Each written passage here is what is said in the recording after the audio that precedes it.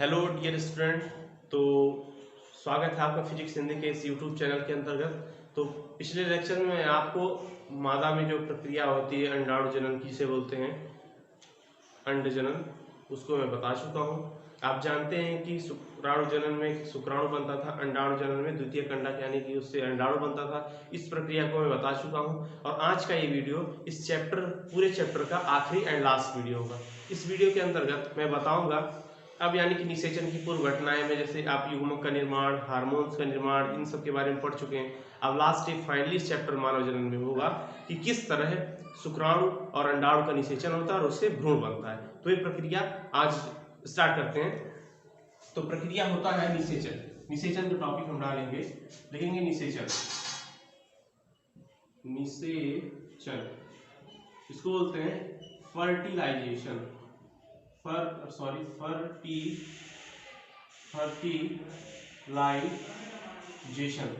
इसको बोलते हैं फर्टिलाइजेशन।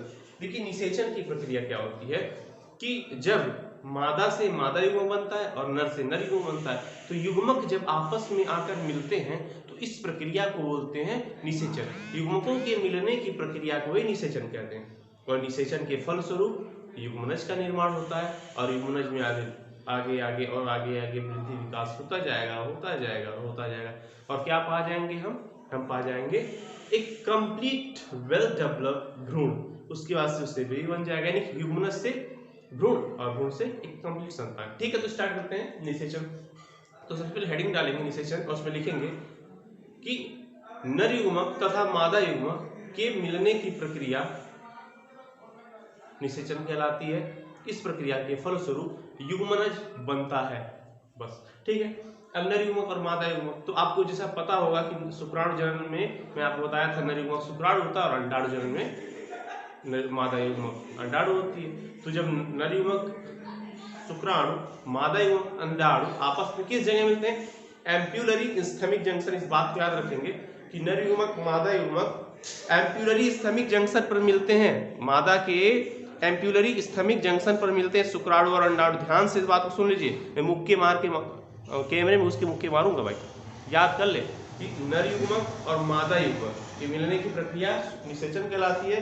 और ये प्रक्रिया मादा के एम्प्यूलरी इस्थेमिक जंक्शन, गर्भाशय में जो भाग होता है एम्प्यूलर और स्थमस, उनके बीच की जगह को बोलते हैं एम्प्यूलरी इस्थेमिक जंक्शन। और इस एम्प्यूलरी इस्थेमिक जंक्शन पर ही निषेचन की प्रक्रिया होती है। आइए देखते हैं। देखिए ये होता है मादा का आप गर्भाशय, इससे आप परिचित हो। ये देखिए ये बीच में रहा। अब सबका नाम लिखने की जरूरत नहीं है। ये रहा झालर, तुम्बिका आप जानते हैं इसको एम्प्यूला बोलते हैं। यहाँ पे हो गया आपका अंडाशय, यहाँ पे कोशिकाओं से घिरी। देखिए अब ये अंडाशय है, ये भी अंडाशय है। क्या है? अंडाशय है। क्या है? अंडाशय। अंडाशय से क्या बनेगा? अंडाणु। क्या बनेगा? अंडाणु। अंडाशय बनेगा अंडाणु। अंडाणु क्या बनेगा? अंडाणु। अभी अंडाणु यहाँ आएगा, इधर होता है स्थमस, हिंदी में संकीर्ण पद, इसको बोलते हैं एम्प्यूला, बोलते हैं तुम्बिका। और इन दोनों के बीच की जो जगह होती है इसको बोलते हैं एम्प्यूलरी इस्थेमिक जंक्शन। क्या बोलते हैं? इसको बोलते हैं एम्प्यूलरी इस्थेमिक जंक्शन। क्या बोलते हैं? Ampullary isthmic junction. मैं एक बार कैमरे में चेक कर लेता हूँ क्या पूरा आ रहा है। हाँ, तो उसको बोलते हैं एम्प्यूलरी इस्थेमिक जंक्शन। इसी एम्प्यूलरी इस्थेमिक जंक्शन में यहाँ पे अंडाणु पहुंचा हुआ है। अब जानते हैं यहाँ पे ये योनि वाला भाग होता है, यहाँ से क्या जाएगा? शुक्राणु ऐसे जाएगा, तैरते तैरते शुक्राणु जाएंगे। कौन जाएगा? शुक्राणु। और इस जगह पे आपस में क्या हो जाएंगे? मिल जाएंगे। और इस मिलने की प्रक्रिया को बोलते हैं निषेचन। और इस जगह को बोलते हैं एम्प्यूलरी इस्थेमिक जंक्शन। निषेचन होगा तो अब नर युग्मक मादा युग्मक मिल चुका है, यहाँ का आप शॉर्ट ले लीजिए। और निषेचन की प्रक्रिया में आप जान गए कि नर युग्मक शुक्राणु, मादा युग्मक अंडाणु की मिलने की प्रक्रिया ही निषेचन कहलाती है। इसके फलस्वरूप ये जो यहाँ पे संरचना बनेगा द्विगुणित संरचना होगा, जिसको बोलते हैं युग्मनज बोलते हैं। क्या बोलते हैं? जाइगोट। तो आइए अब इसके आगे स्टडी करते हैं।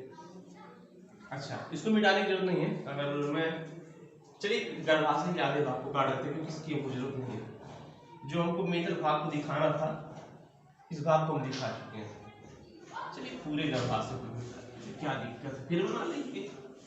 आइए, तो नर युग्मक और मादा युग्मक क्या हुआ, नर युग्मक मादा युग्मक मिल चुका है। अब यही जो युग्मक है आपको मिल गए हैं, तो 2n संरचना को बोलेंगे क्या, युग्मनज। क्या बोलेंगे, युग्मनज। युग्मनज क्या होगा, आगे वृद्धि होगा। आजकल मेरी इंग्लिश थोड़ी सी वीक और हिंदी खराब होती जा रही है। वृद्धि हुआ, अब इस युग्मनज में वृद्धि होगा तो बहुत सारी सी कोशिकाएं इसको घेरने लगती है, कोशिकाएं इसको आच्छादित करने लगती हैं।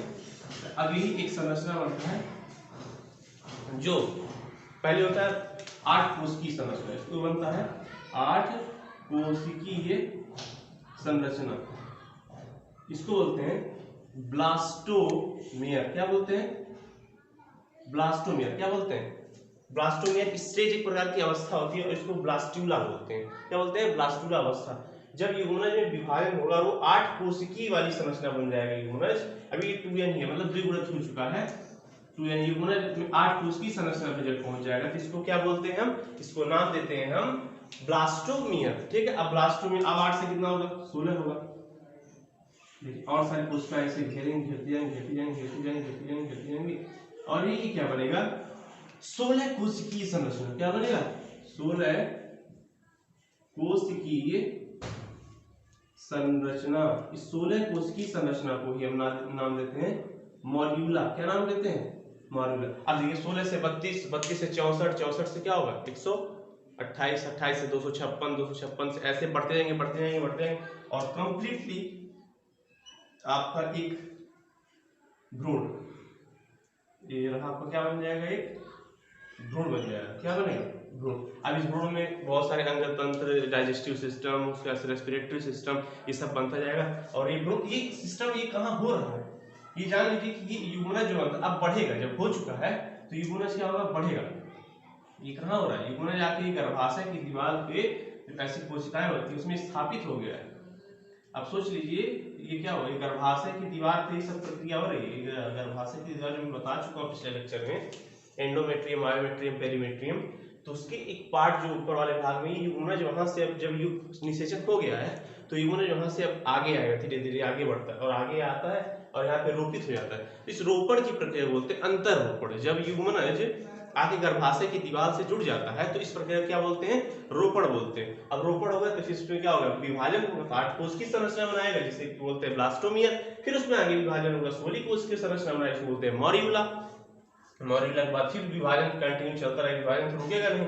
तीर कुछ ऐसे दिखाना चाहिए, विभाजन होगा और फाइनली विभाजन कैसा, समसूत्री विभाजन, जिससे क्या होगा, कोशिकाएं लगातार दुगनी होती जा रही हैं, दुगनी होती बढ़ती जा रही हैं और उसमें गुणसूत्र की संख्या वही, ये 2n लास्ट में प्रोडक्ट जो बनेगा भ्रूण बन जाएगा। और 9 माह के पश्चात इस भ्रूण की क्या हो जाएगी, जन्म हो जाएगी।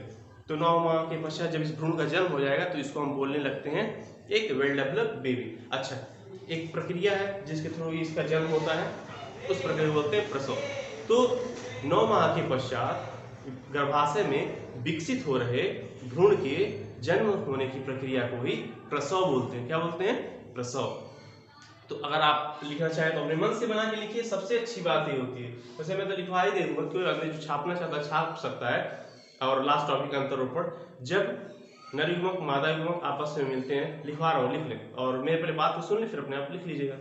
जब नर युग्मक मादा युग्मक एम्ब्रियोनिक स्थमिक जंक्शन पर मिलते हैं तो इनके मिलने की प्रक्रिया को निषेचन कहते हैं। निषेचन के फलस्वरूप युग्मनज बनता है। यह युग्मनज अब धीरे धीरे आगे बढ़ता है और गर्भाशय की दीवार से जाके चिपक जाता है, संबंधित हो जाता है। तो इस प्रक्रिया को अंतरोपण बोलते हैं।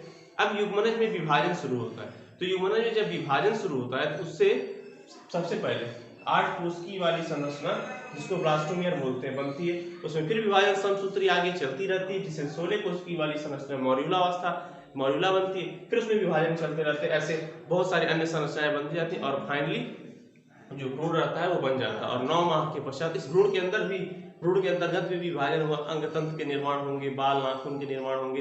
ये सब निर्माण की प्रक्रिया एनसीईआरटी में पढ़ते रहिए आराम से। तो ये भ्रूण बनेगा और इस भ्रूण को फिर 9 माह के पश्चात माता जन्म दे देंगी। इसको नाम देते हैं हम, इसका नाम आता है, इस प्रक्रिया को बोलते हैं प्रसव, क्या बोलते हैं, पास्चुरेशन। उसके बाद से इस बेबी का जन्म होता है, फिर माँ उसकी देखभाल करती हैं। तो सर्वप्रथम माँ अपने बच्चे को दूध पिलाती है, ये केयरिंग में आ जाएगा। और सबसे पीले पीले रंग से जो दूध में निकलता है वो माँ पिलाती है बच्चे को, ताकि बच्चे के अंदर प्रतिरक्षा तंत्र बना रहे।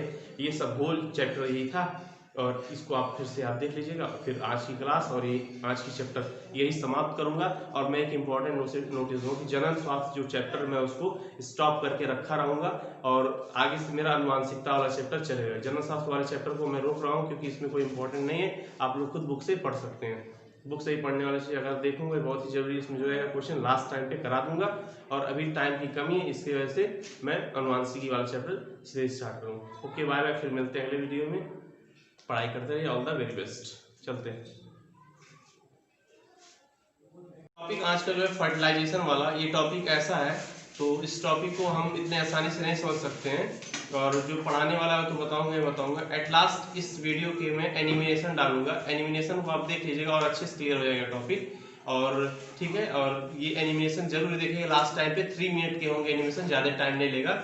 और आप देख सकते हैं बिना एनिमेशन के ये टॉपिक समझ नहीं आएगा, इसलिए मैं एनिमेशन इसमें डाल रहा हूँ, इसमें आप पूरा प्रोसेस समझ जाएंगे। ओके ठीक है, देख लीजिए, स्टार्ट करते हैं तब। तो अब देखिए फर्टिलाइजेशन की प्रक्रिया को हम दिखाते हैं और दिखाएंगे कि 9 मंथ में बेबी की जो अंडाणु और शुक्राणु से ह्यूमनज से लेके और उसके एक कंप्लीट बेबी बनने की प्रक्रिया को। तो यहाँ पे आप देख सकते हैं कि मादा है, उसके आंतरिक संरचना में गर्भाशय है। गर्भाशय में देखिए उसके ये पार्ट सभी को बता चुके हैं आपको। और देखिए योनि वाले भाग में कई सारे शुक्राणु, देखिए कम से कम 200 से 50 मिलियन तक के शुक्राणु ये देखिए सफ़र कर रहे हैं गर्भाशय की ओर। देखिए सभी जितने सारे शुक्राणु ये बढ़ रहे हैं निषेचन के लिए, और ये एम्पुलरी स्तमिक जंक्शन पे ऑलरेडी देखिए अंडाणु आ गया, और कई सारे शुक्राणु में स्पर्धा हो रही है कि मैं जुगाऊंगा मैं जाऊंगा। तो उसमें से एक शुक्राणु देखिए एंटर पा लिया है। अब इस शुक्राणु सब घुसने का प्रयास कर रहे हैं, लेकिन जब एक शुक्राणु है ऐसा जो अपना एक्रोसोम से केमिकल गिरा दिया उसके अंदर, तो अब ये क्या हुआ, कैपेसिटेशन रिएक्शंस को बोलते हो गया। अब ये शुक्राणु और अंडाणु आपस में पहचान लिए हैं मेरे इजाद का। अब देखिए शुक्राणु अपनी न्यूक्लियस को मादा के अंडाणु में डाल दिया, और इसका परमिशन अंडाणु भी दे देता है। तो देखिए अब नर का जो नर युग्मक है उसका जो कोशिका है उसके अंदर उपस्थित केंद्रक अब इसके केंद्रक के साथ मिल गया, और नर युग्मक और मादा युग्मक मिल के यहाँ पे अंडाणु से और शुक्राणु से युग्मनज बना लिए। अब युग्मनज में देखिए कैसा विभाजन हुआ है। तो अभी स्टेज जैसे मैं आपको बताया था, अगर विभाजन 4 से 8, 8, 16, 32 से होती जाएगी। जब 8 कोश की वाली स्थिति आई थी तब इसको क्या बोले थे हम, इसको बोले थे हम ब्लास्टुला। जब 16 जाई थी तो मॉर्यूला। अब ऐसे देखिए विभाजन हो गया। अब ये क्या हुआ, जाके स्थापित होगा क्या पे, मादा के गर्भाशय में।